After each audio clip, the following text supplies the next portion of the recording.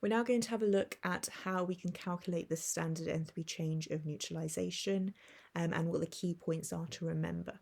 So let's just firstly remind ourselves what the definition is. It is the enthalpy change that accompanies the reaction of an acid with a base to form 1 mole of water in the liquid state under standard conditions with all reactants and products in their standard state. So make sure when you write the equation for this, you have formed 1 mole of water only. The setup for this reaction is very similar to enthalpy change of reaction. We still use a polystyrene cup. Because we're reacting an acid with an alkali, it tends to be 2 solutions that we're mixing together. So we put one of our solutions in our polystyrene cup, we take down the initial temperature, and then we add the other solution, and then we note the temperature afterwards. If you're doing this experimentally, what you want to do is plot a cooling curve by taking quite a few temperature measurements, and then you want to account for any heat loss to the surroundings by extrapolating your data, like I showed in the previous video.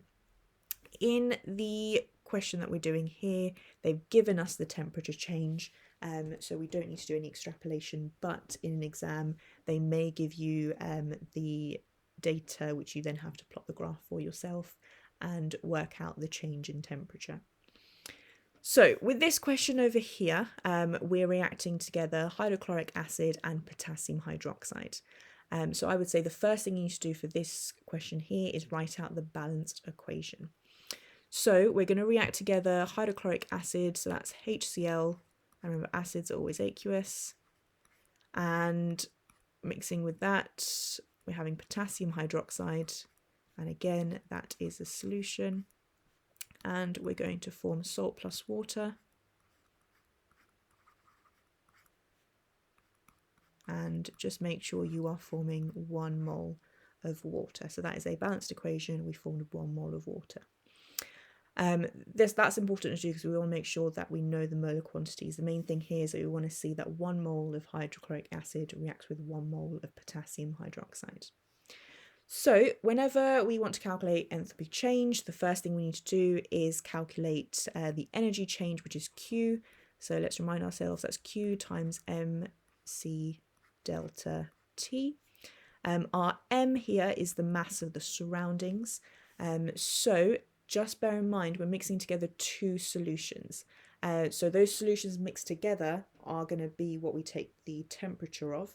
So we need to add together the volume of these solutions. So it is 25 plus 25, that's 50 centimeters cubed. So, and sorry, they also tell us the density is the same as water. So 50 centimeters cubed equals 50 grams.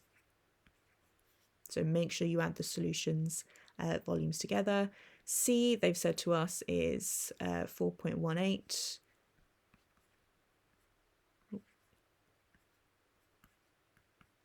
And delta T, if we do the final temperature minus the initial temperature, we get a value of 12.9 degrees Celsius. As I said, we can leave it in degrees Celsius. There's no point of changing it to Kelvin. And if I then plug those 3 values into Q, I get a value of Q to be 2,696.1 joules. Okay, to work out delta H, it is Q in kilojoules over the moles of the limiting reactant. And in this case, we need to convert our Q into kilojoules. So I'm going to divide this by 1,000, and I get 2.6, I'm not going to round anything yet, so 2.6961 kilojoules. Okay, I now need to work out the moles of my limiting reactant. So what I'm going to look here is at the concentration and the volume. As you can see, the concentration and the volume of both of these are exactly the same, so that means the moles are going to be exactly the same. It's the same moles of hydrochloric acid as we had the moles of potassium hydroxide. It's all a 1-to-1 ratio, so that's going to equal, the moles here are going to equal the moles of water. So all I need to do is work out the moles of one of these, and that's going to essentially tell me what my moles are over here.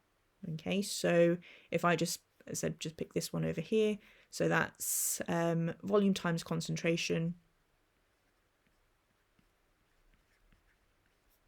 So my volume must be in decimeters cubed, so I'm going to do 25 divided by 1,000, so that's 0.025 multiplied by 2.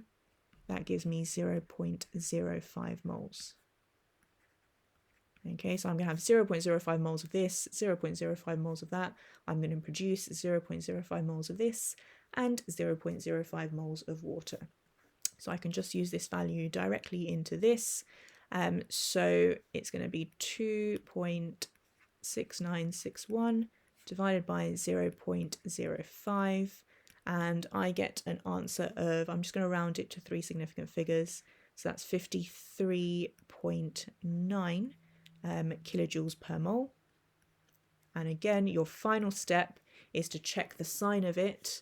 As you can see, the temperature increased, therefore it's an exothermic reaction, and therefore I must put a negative sign over here. So my final answer is minus 53.9 kilojoules per mole.